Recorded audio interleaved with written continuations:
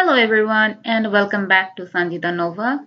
You are used to get tutorials on mathematics, concepts and problems of electrical and electronics, but from now on you will get one tutorial on English every Sunday on this channel. Today is the first English lesson and today's lesson is all about why should we stop using the word very. This lesson is going to help you improve all aspects of English, in particular your vocabulary and your writing.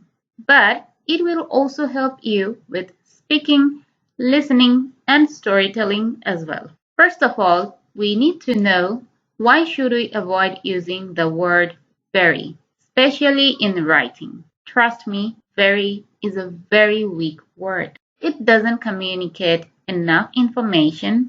All it does is enhance another word. Now, the question is, how can we avoid using it and what should we use instead? Before talking about that, I would like to ask all of you a question.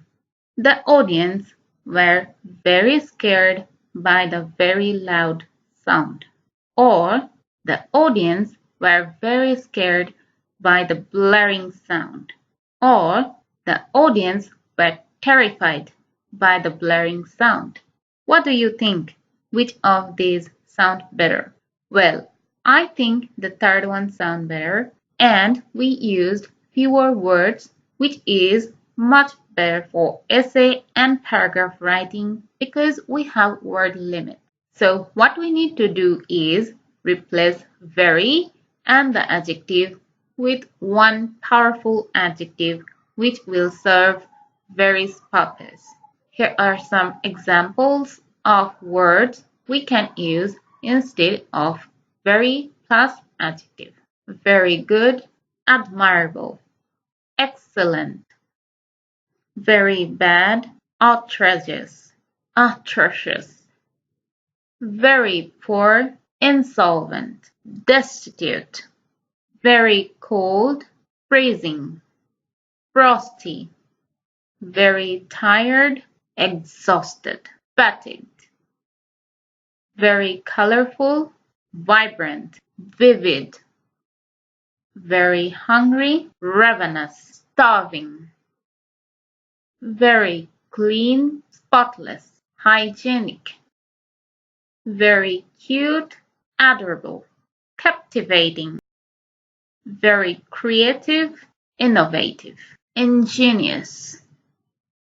I actually think finding these powerful adjectives is a lot of fun and it makes the writing and speech so much descriptive with fewer words. Now, I want you to comment below with at least 3 alternatives for very, plus, and adjective. Let's see how many words we can get in the comments below this video, and let's learn from each other. So make sure to check out everyone else's response so that we can have a huge resource of words to use in our daily life.